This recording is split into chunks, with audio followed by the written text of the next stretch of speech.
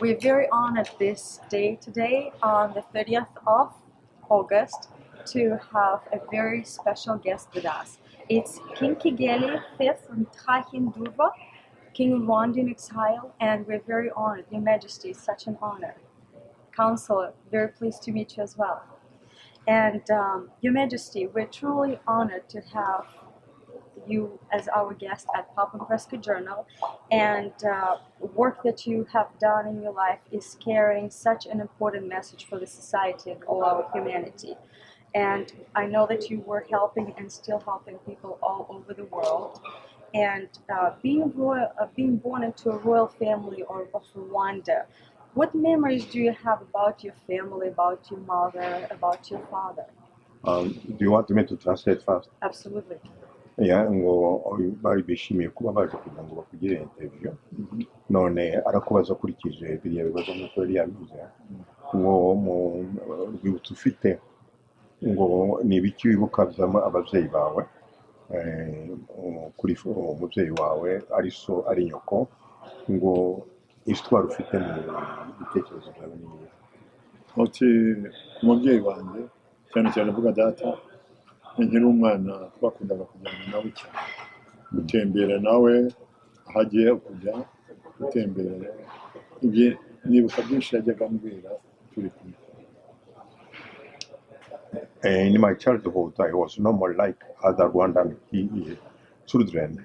I played with my friend and doing house activities with my sibling. We had an ordinary life like other Rwandan children of our time. Above all, my father wanted to behave like other children. He wanted us to play together with them. He invited the children or combined society groups, Hutu, Tutsi, and Itwa, to be together with us. Oh, that's wonderful. Mu ruhande rero rwa mama ni umubyeyi wanjye yigisha ibyerekeye gusenga cyane. On the side of mom, mom was teaching me how to pray and advising me and explaining me how it's good to pray. Kuko navaga mu ishuri nko muri vacation, muri konje, akateka turabona misa. When I was in the holidays or in the vacation, I was always going to the mass with my mom. Only with your mom?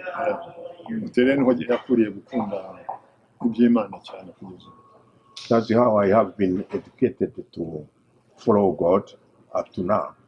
Byampaye mu mutima byampaye ikintu gikomeye cyane. Ndabibona ko nkora ikintu cyasubiye. She has done a good thing for me, and that is really, I remember everything because of her, and the good things which I have done is because of her. That's amazing. Mother's amazing. Yeah. And what do you think is the most important lesson your brother King Mutara passed to you as to a future monarch before his mysterious death? ngo ibyo wibuka umwami Mutara wa gatatu mukuru wawe yaba yaragusigiye umutekerezaho ni nk'ibiki Nkora ibintu byinshi cyane. arasubiza muri bya bibazo nibyo bikurikira hano. Ni umuntu twabanye cyane wanyigishije uburyo bw'imibereho. Ikindi kandi aho nabaga kuri teritwari nkora mu bazungu Sida yajyaga kuza kumusura kureba ko nkora kantera imbaraga zo gukora. King Mutara III, he was not only my brother, but I appreciate dearly what he has done and how he educated me. And even when I was working with the Belgian, he was coming on the weekend to visit and to see how I am progressing. He was really concerned. Yeah, he was really concerned about it. Ikindi rero ntacyo natinyaga kumubwira namubwiraga nk'umuvandimwe. And I was very open to him. And I was telling him as a really brother, all the things which I was thinking and what I want and what I wish. I was speaking very openly to him. And the secrets, you shared secrets as well? ngo hari ibyo bamubwiraga bya secret mwari mufatanije mwaganiraga kuko nari muto ntajya ashaka kubwira I was so young that it was no secret between both of us. I was talking it just like a young brother, and I was too young in comparison of how he was old. Oh, yeah. Yeah, so nk'urugero nk'uko amaze gutanga kugira ngo asige ntabwo yabimbwe ashyira abantu bafite sekire bari by example, he has never revealed to me that I be the successor to him. But that is a secret. In Rwanda, we have a group of people who are called Abiru. Yes. They are the one who are keeping the secret of the future of the successor. How amazing. Yeah. So they knew that I'd be educated on that way, but myself, I don't knew. Oh. And I have never been told about it. And that is a secret which they have hid to tell me. Very But nk'urugero bamaze gutanga bajya kumushyira mu mva niho bavuze abiru bavuga ngo uwasize uzaba umwami igihe ntacyo yari azi baje baranterura bashyira up to the time when we were just assisting the burial, that's when they revealed the successor of the king, which is going to be buried. And that's following the Rwandese culture. Oh. They give the name of the successor on the burial of the present king. And that's when they came to say that is me. And I was shocked to myself. bamfashe bose And people, they have kept me by force. And he was trying, but he was tightened completely. And they took him in front of people and in front of the government representative, the Belgians. nawe ntibari babizi And even the Belgian government don't know. Oh, they didn't know. No, that's a secret. Is a secret of the Rwandese people. That's the culture. Very interesting. The successor is always said on the burial of the present. That's one. It's when they reveal the name of the one who's going to be a king, and it's what they did for him. He was just nominated on the burial of his brother, and he was taken by force in front of the Belgian representatives who were there, which because the Belgian, they were prepared to do a republic. And that's, they even called that event coup d'etat de Muhima. Muhima, that's the place where they have buried Yes. Mutara. That's a Russian And word. yes, Muhima. and that's how they came to call it coup d'etat de Muhima, because it was against their will and against the preparation of the Belgian government. That's why. kandi ikindi gikomeye iwacu kubera kutabivuga dufite famille n'abavandimwe n'iki no kubwira ngo n'uza mwami bene wanyu b'abandi bagira jazi bakanakwica. Yeah, they keep that secret because of the security reason Of course. of the successor. Because if they came to know who is going to succeed, being many brothers, there is jealousy. Yes. So he can be killed, Yes. he can be poisoned, they can do anything when you know those who have the jealousy, you know how it works. That's history. Yeah, and that's the reason they keep that as a secret. That's very interesting.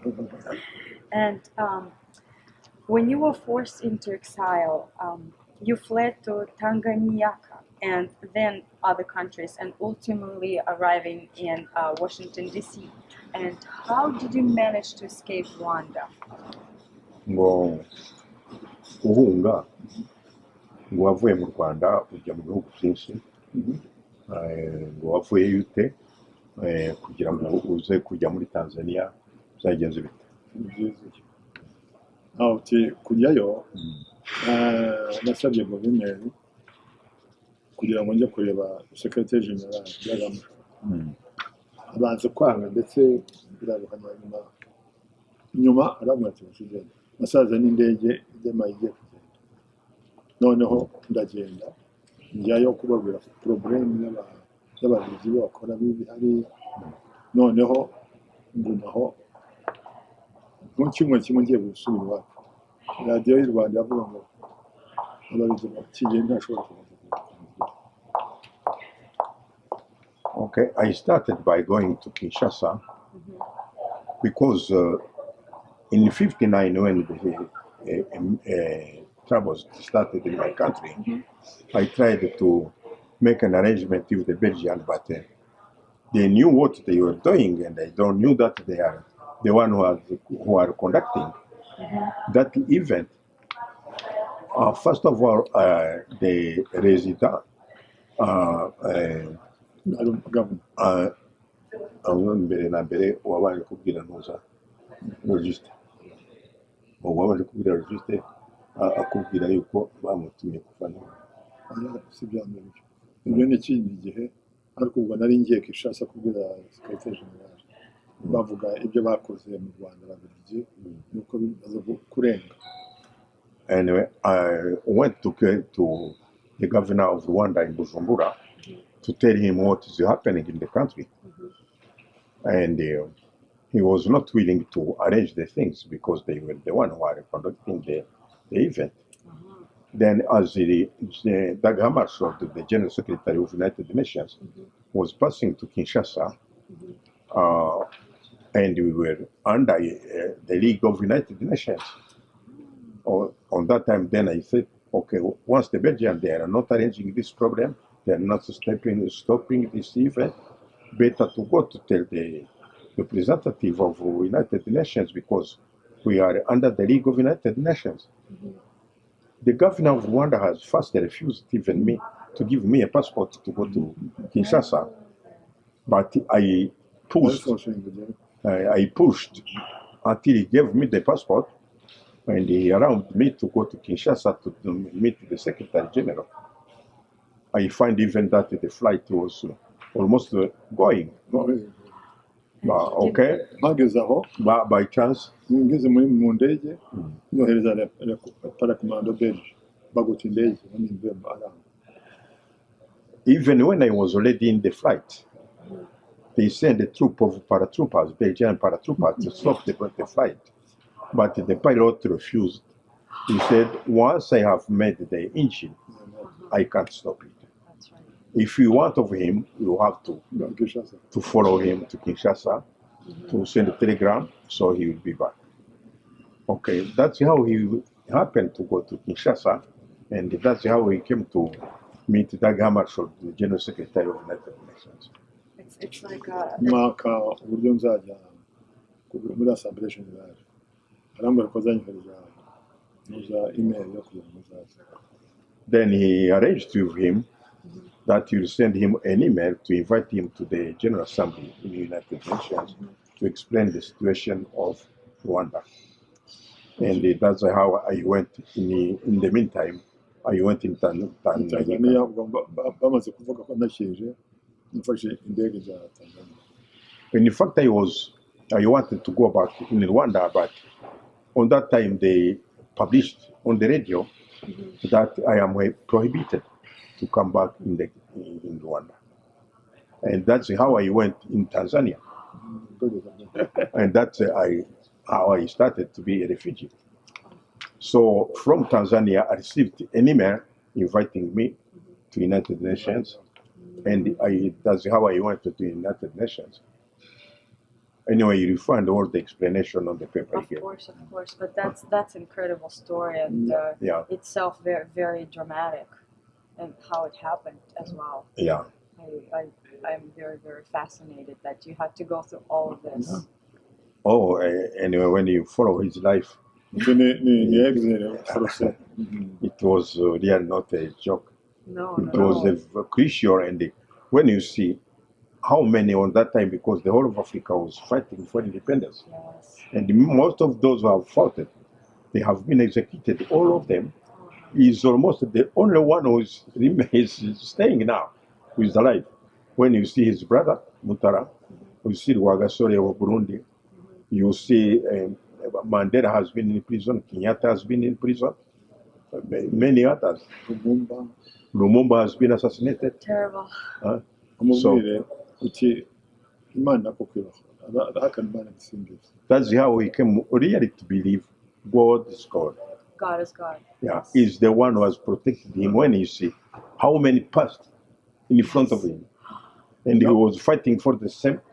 Hoteli avuga ati kuki hari abami bagiye kumusha n'iki ati nakoze igitangaza k'Imana He himself, he considered that he hasn't done something special. And he has others who has been done better. But all of them, they passed away. It's amazing. So it's amazing to see that he's still alive. History. It's a historical big. It's a Yes. historical big Yeah. historical figure. Yes. And it has made him to believe in God more than ever. More than ever. Yeah. More than ever. God is great. God is great.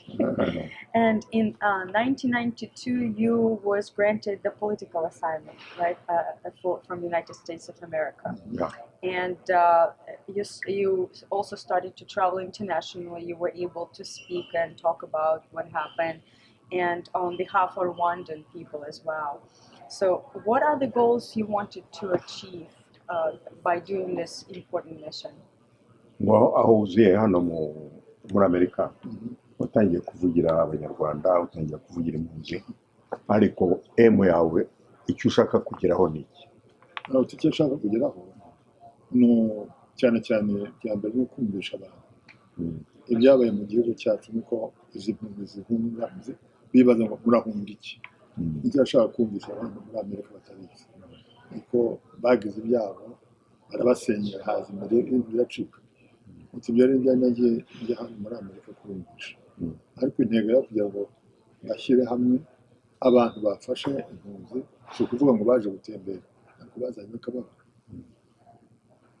I have been all over the world, all corner where I can, just to explain the problems of the Rwandese people, why really they left their countries.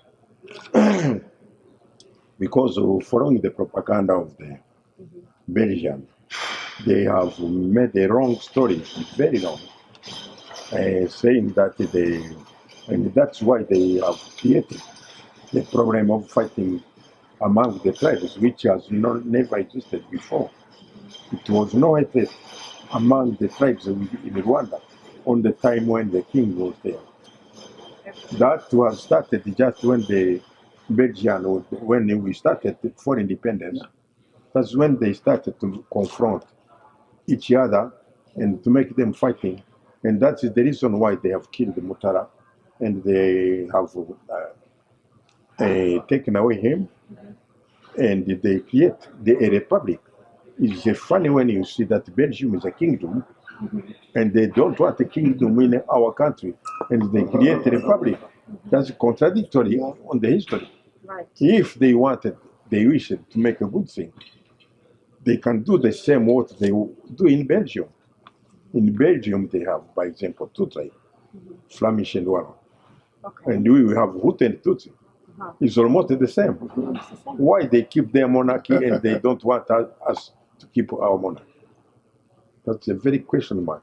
Ikindi bamubwira uti hari Colonel Regis uti ubwe yigeze kuza mu dusinya nuko bakora abashefu n'abasoshefu, amubaza nti sinshobora gusinya kuko ntazi icyaha cyane, gusinya uzi yuko nta mirimo bakoze bagize nabi, ariko umusimisho ati mudasinya usinya ni kwa kundi. Leta yanjye yambwiye yuko mugomba kuvanwaho abatutsi bashyiraho abahutu. Mr. Regis, who was a resident in Rwanda, he came first when he was telling me when in the country.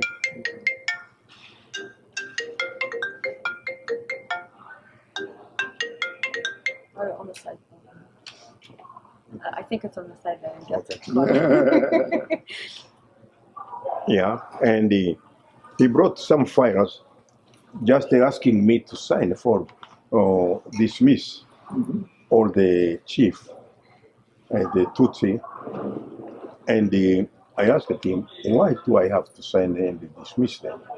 He said, my government has sent me to take the Tutsi down and to put the Hutu on power. Cyaratangaza ati, and he was surprised. But on the other hand, he told me, "Thank you very much to inform me about that, because I was surprised to see why you are dismissing them. And if you want to dismiss, if you are in the mission of your government, that's up to you, not me. So I am not signing." yeah, He refused, and that's the time when he went to see the governor Bujumbura. in Bujumbura. And he told him, or to Register has told him, that he's in the mission of taking power from Tutsi and to give the power on Hutu. Of course, he was telling him, "Oh, that's a military language," because he has no answer. to No say. answer. Yeah, he said it's a military say language. Uti He said- bavuga ngo ni iki gituma mwatovuzaga abatutsi rero uti noneho ngo ni impamvu. So that's how we came to know really what happened and what they're from. And that's why he wanted to go to inform the General Secretary of United Nations. And it's what he has explained to United Nations General Assembly, what is happening in Rwanda. And that's how the event of 59 came. Niho nasabiye independence. And that's the time when he applied for independence, to be totally separated with the Belgium. When people started to know and learn what was really Right. happening. And it was a common activity of the whole Africa. They were asking for independence. They were fed up with the colonial people, what they were doing to them. Yes, absolutely.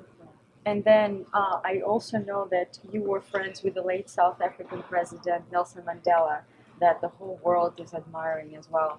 And what were your specific memories, your maybe intimate memories about him and you together? ngo azi neza yuko wabaye inshuti ya Mandela, kandi ngo ni umuntu uzwi n'isi yose, ngo ibintu bye wibuka wamushimaga no kugira ngo mube inshuti, ibyo wamuciyeho n'ibiki. Uti kuri Mandela ni umuntu wakuririza ukuri kandi ntacaga hirya no hino kandi agakunda abantu akarwanira igihugu cye kugira ngo abantu bagira amahoro kandi bigenge. Ni ibintu byanteye ikintu cyane kuri Mandela. I was really a big friend of Nelson Mandela of South Africa, and I appreciated him. First of all, to see how he loves his people and his country, and he was a straightforward person, not going zigzag, and he was telling what he wants and what he wish and what he want to do to push his people to come up. kandi ingeso zo gushaka abantu ko bicana n'iki bintu. And he was against the quarrel or the differences between people.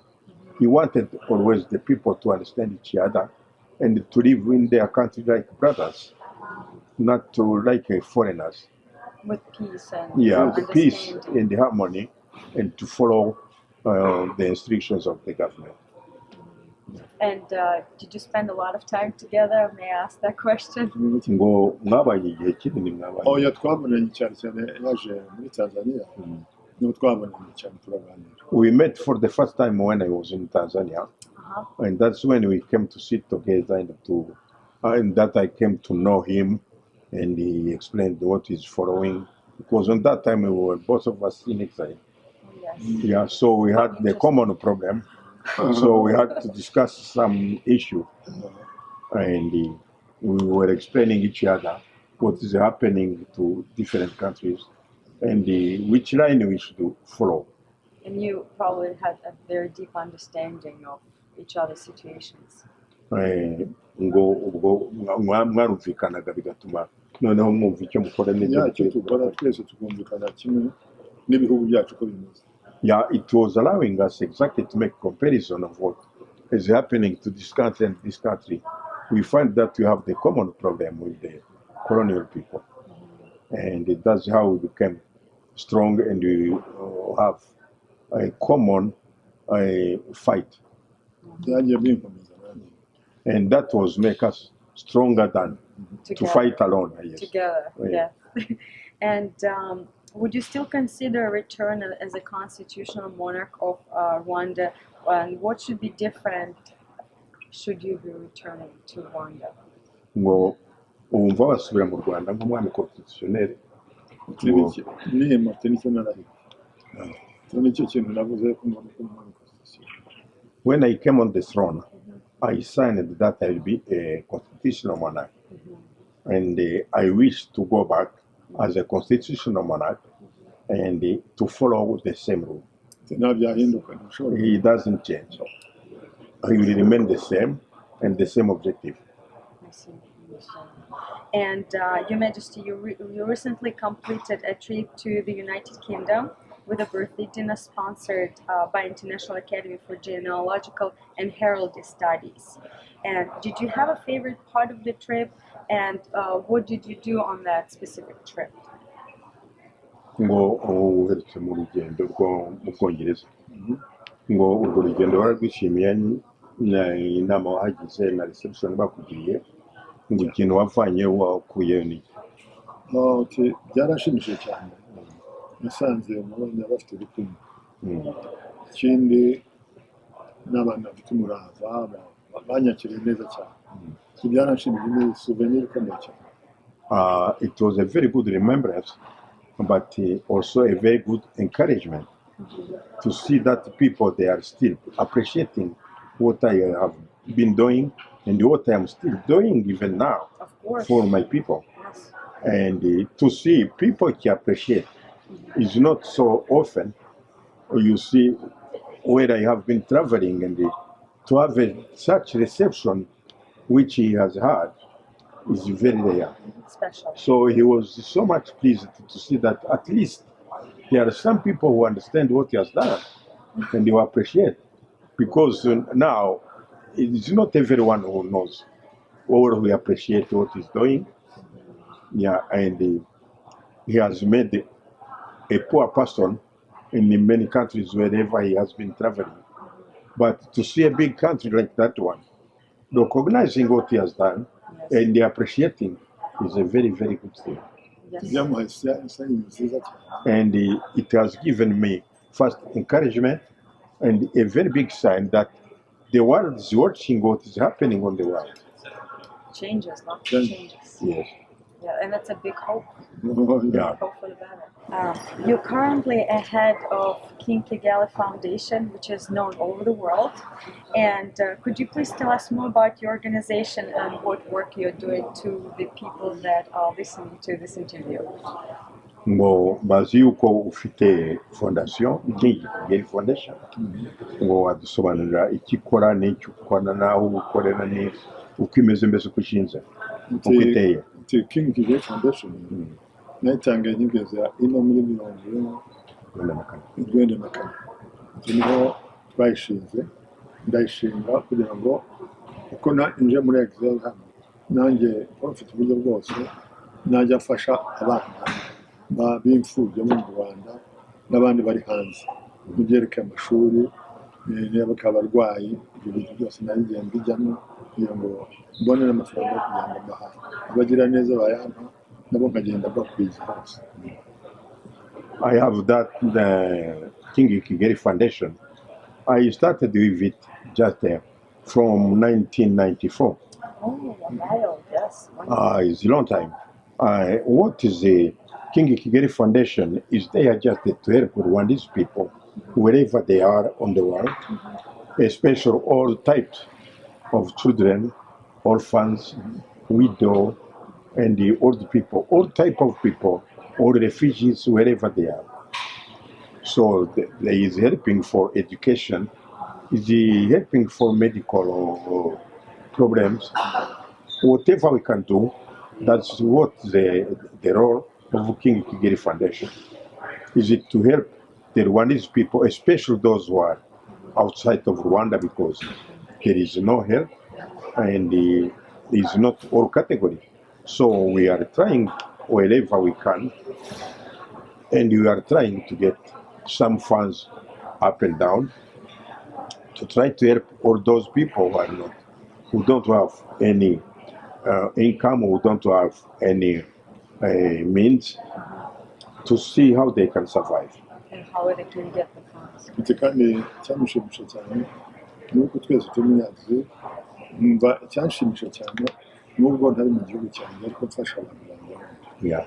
He's so much pleased, though he's not in his country, but he's much pleased when he sees that he can help still his people, even when he's poor himself, but he can get the fund to help those people who are poor like him.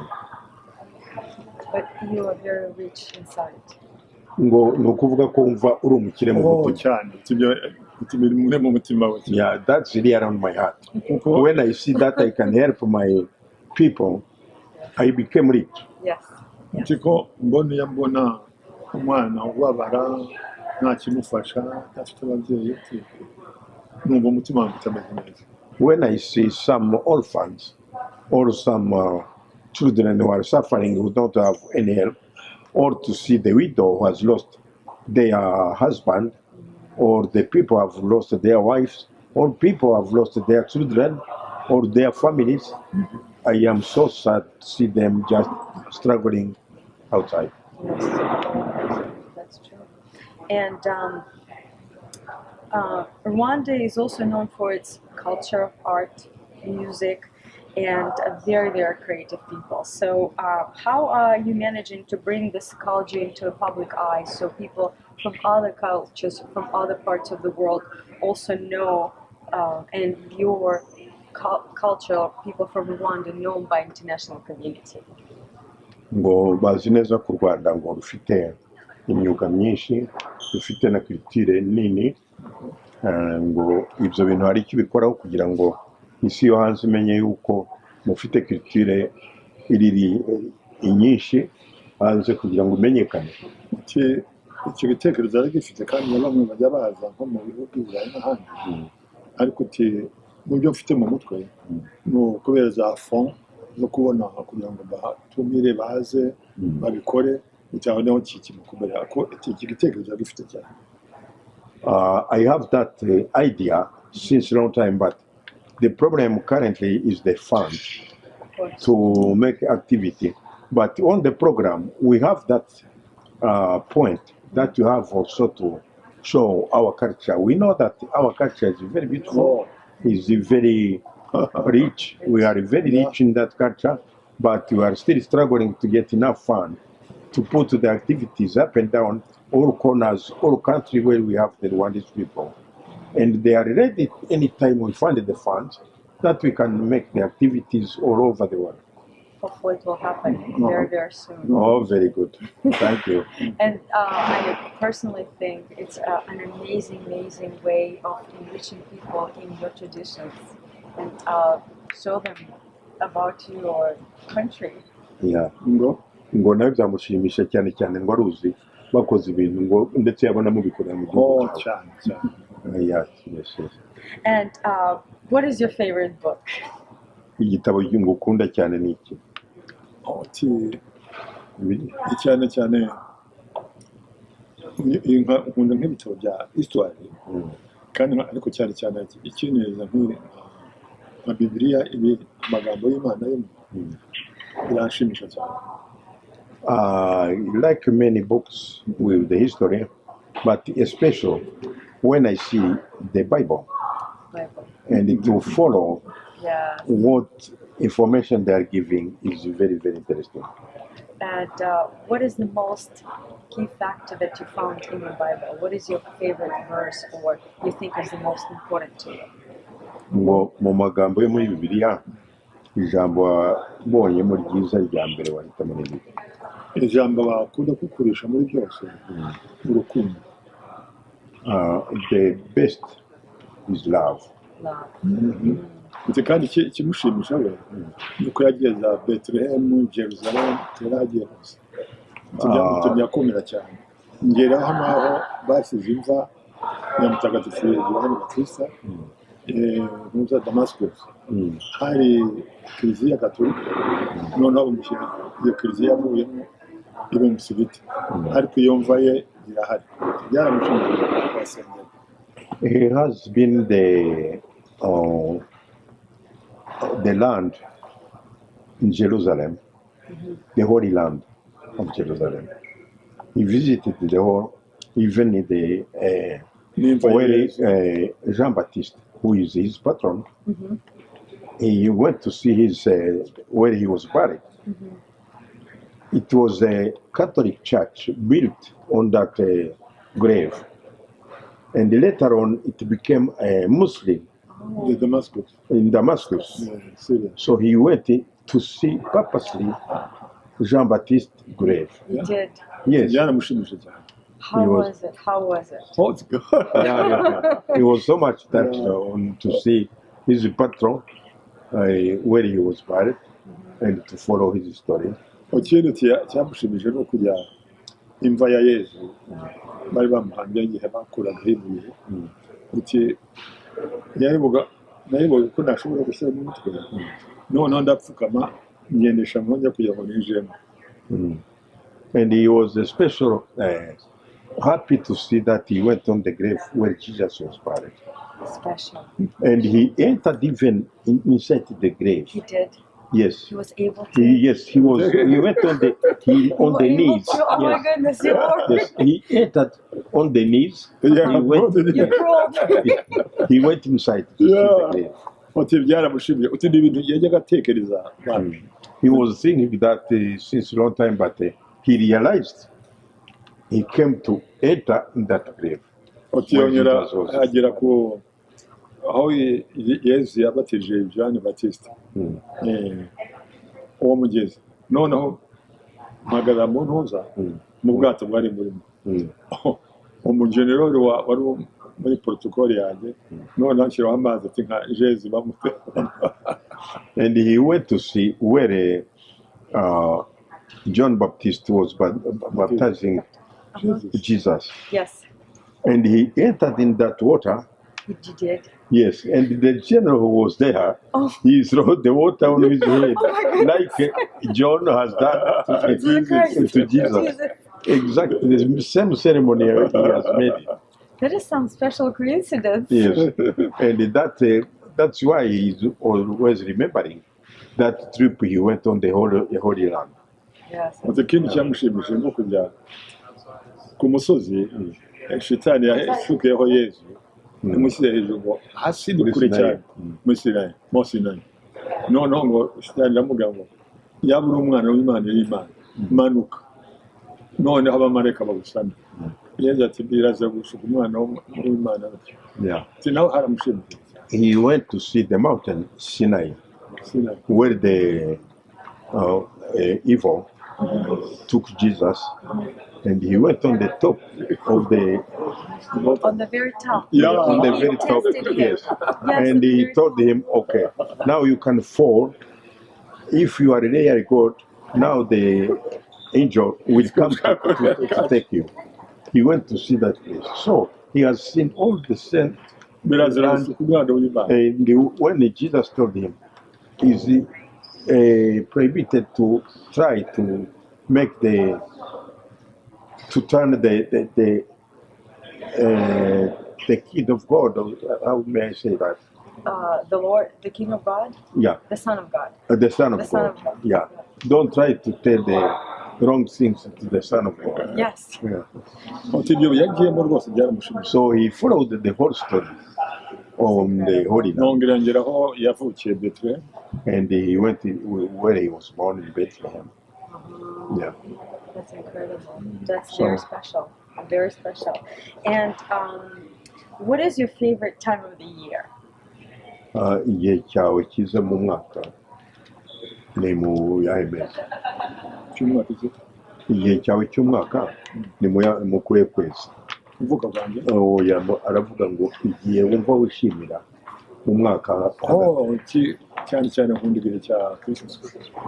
Neza vuba. My favorite time is the Christmas time. Christmas time. Numva ari byiza cyane. It's very exciting.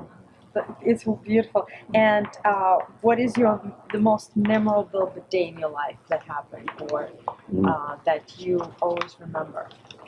The memory? The most memorable day of your life. Ngo mu buzima bwawe igihe wibuka cyiza ni ikihe? igihe nibuka cyiza no ni igihe turi kumwe na papa turi muri exile muri Congo nitwa Majesty tugendana muri ibi bintu souvenir mu ntoki. I am always remembering wherever I am the time when we were in exile with my father in Congo, when we were just walking all around, and I never forget that time. Kandi niwe yatoranye iteka ajya kugenda nukunze gutembera nawe abandi banakuze. And when he was making a walk, he always calling him to accompany him. Abandi basigaye.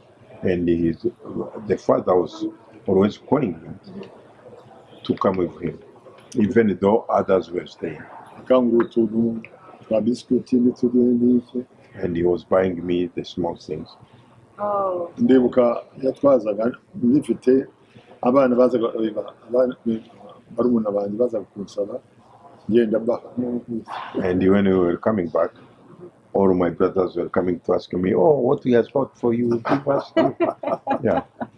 You wanted to know.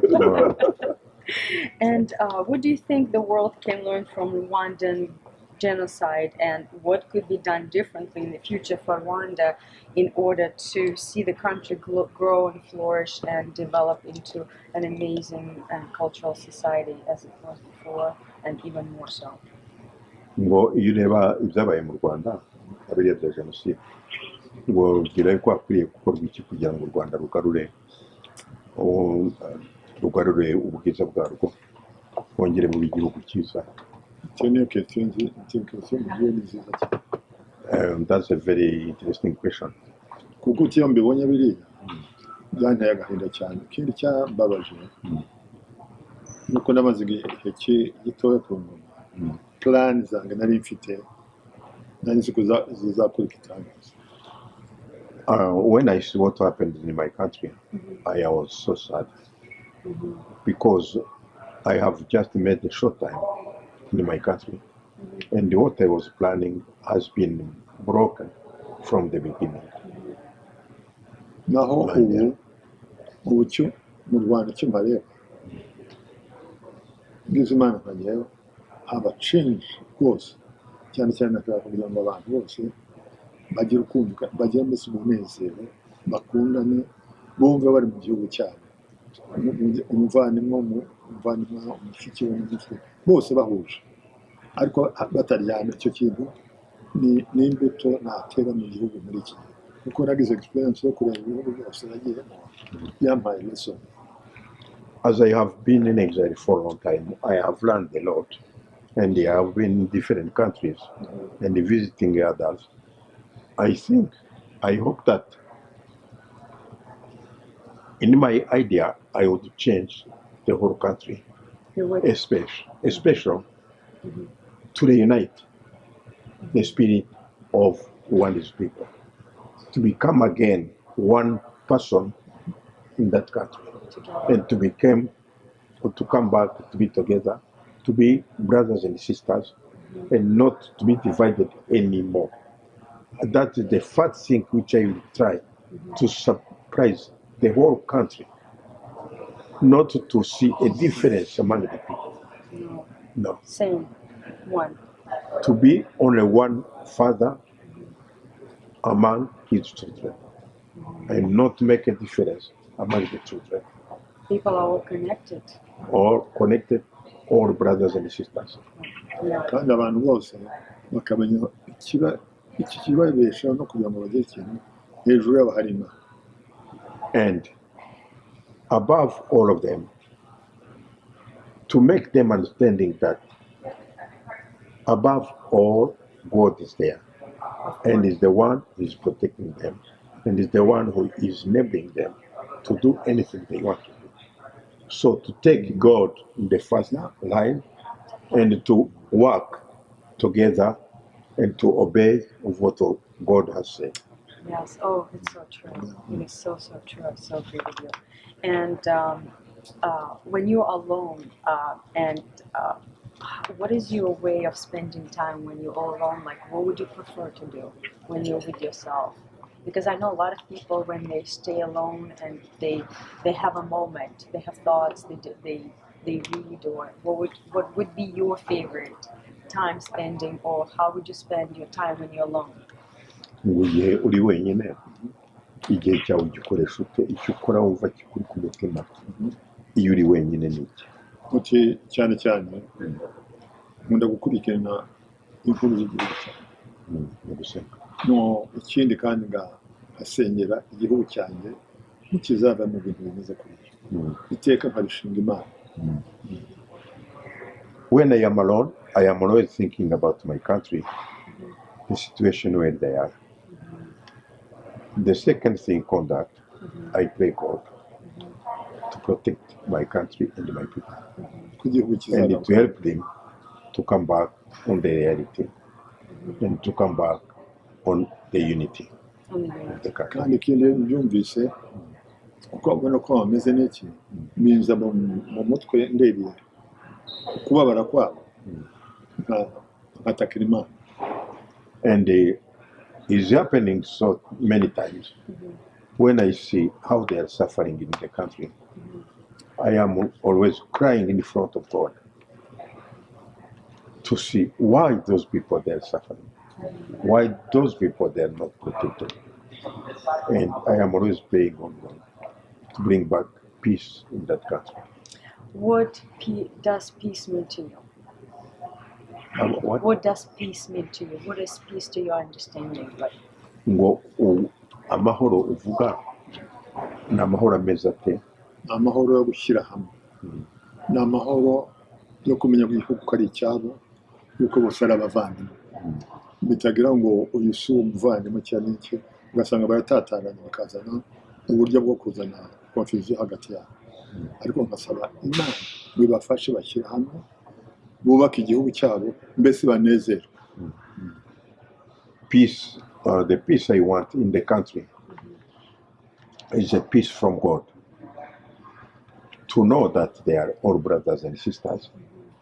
The country is theirs, all of them. No one is above another one. All of them, they are equal in the same country. And they are all brothers. They have to work together without separating, without pushing one behind. It's their land. They have to use it, all of them, the same way. And to respect each other. yes. Yes. Mutekani sinumva igituma bakwangana cyangwa bakagira icyo bapfa ari abavandimwe ari igihugu cyabo, igihugu ni icyabo, si igihugu cy'umuntu cyabo. I don't understand why there are so many divisions up to now. They are in the same country. It's theirs, all of them. No one is above another one. They are equal. And you have the same language, the same culture. Why there is so much difference? Normally, it is even favored. Because to have the same language, same culture, is a favor God has given them. Why they don't use that? True. And to understand each other and to feel that no one is above another one. So they are all equal in the same land. They have to live in that land altogether. Not saying this can do this, that one, no. No. They are all equal. How do you feel about today's society as talking about being equal and everything else and its development? What do you think could be done in order to have peace and clean environment? Because we know that now the planet is under a lot of pressure. Ngo icyo wibwira muri iki gihe cyakorwa kugira ngo amahoro agaruke ni iki? Amahoro kugira ngo agaruke bituruka ku butegetsi. Ubutegetsi bumvise yuko kirimo muntu y'ikimuna akaba amahoro yo guhuza abantu mu gihugu cyabo. Nk'ubu ndi hanze ndabona byinshi cyane binyigisha uko umuntu yatuma igihugu cye akagifasha. Rero n'abanyarwanda bari hari bose habamo uburyo bwo kumvikana ku bantu. Mbese intego yo kumvikana niyo yambere kugira ngo byose bitungane igihe babara ko batarumvikana n'iki ntacyo bazashyiraho icyo rero icyo byifuza kugira ngo habe ikintu cyo kumvikana iyo mwumvikanye n'umuntu mushobora byose. Everything is possible when there is a peace. And that's the first thing to look for, is to create peace in that country. Because there is no peace at all.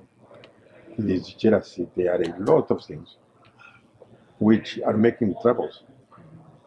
Is to stop and to make them understanding, to preach all the people living in that country, and those even who are outside, that they are all the same, they are all equal, so they don't have to discriminate each other. It's enough out there for everybody. Yeah, enough is enough. What has been done is enough. Iki kandi igitangaza kimubaza cyane ni ukubona urubyiruko ruje tugasanga ibyo bintu uko ariko bimeze bakagira ngo nakera uko byari bimeze ugasanga baratwara amatwara nk'ibyo basanzwe. The poor thing we consider our old people is to see that the youth has been misled and they are coming with the new bad things because they have never known the reality of the things. So they need old people to be together with them and to indicate them what must be done. Show them the character, show them the behavior of the innocent people, and to respect each other. But with the bad education they have been given, that's what's making wrong all the things. They have been misled, so there is no way. Yeah. And who was your role model, or who is your role model in life, and why? Who is the role model? Role model of Role model in life? Well, what do you mean? Role model, it's a person that inspired you and always influenced your goodness in your heart, and was able to give you good advice, and you always, like for example, God is role model to everybody, or you have a person that was your role model in particular. Ngo ikintu cyawe ugenderaho mu buzima bwawe kiguha ibitekerezo by'ibyo ukora byose ni Ikikiri mutekereza ati n'ikintu cyose ni Imana yandemye niyo mbanza gukora ibintu nakabanza kayuzuza ngasenga ubona gukora ikintu. That his best advisor is God. Yes. Before doing anything, I am praying. Mana nyobora icyo ngiye gukora no kujya mu makosa. And asking him, please direct me the right way. Yeah. And what would be your personal message to people out there and all our international community and all countries all over the world? Ngo message wabwira abantu bari hanze bose n'ibihugu biri hanze byose ngo ni Message ni uko bose bari hanze bareba ibihugu ko byari byose byabimenye intambara ibice abantu bicana n'iki bakagenda bagasiga abana babo n'abagore ugasanga ari umwanda gusa mbese ari mu bintu bitari byiza. Bifuje rero kubabwira ko icyo kintu mu gusaba Imana kigashira abantu bagasubira mu bihugu byabo abantu bagakundana aho bari nk'igihugu kitarabigira kikabona ku yindi abantu bizaza mu gihugu cyabo. Icyo kintu ni ikibazo. Considering what happened on the whole world outside, many things have happened. Many war has happened. Many killing has happened. What I can ask to all human beings is to be realistic, to think about others, to see the past was not good, and to try to correct, to make it better than it has been before, to see, to avoid all fighting, all war, which they are on the whole world, and to try to work all together as brothers, and to pray God, and to do everything with God. Absolutely. Yeah. And to conclude our amazing interview, what are your 3 wishes? Ngo kugira ngo arangize rwose interview ngo ibyifuzo byawe bitatu ngo ni ibiki? bitatu ibyifuzo byanjye wari wabivuze aha ngaha. ni ukugira ngo igihugu cyanjye kibe cyiza, Mhm. n'abantu bahindura imico yo kumvikana batagiramo, cyane cyane kwicana, kumena amaraso, ibyo bigahita hakaza amahoro.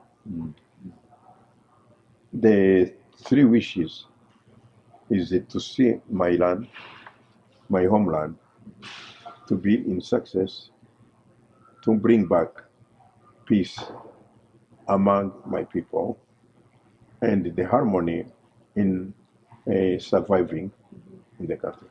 kandi n'impunzi ziri hanze zabuze igihugu cyabo zigataha. And to go back inside the country. And I wish you the most wonderful things happen to come. And we're so grateful that we're here today with you and we can spread this message of peace from you. And Your Majesty, thank you kindly, Counselor. We're truly honored to have this interview with you. Thank you very much.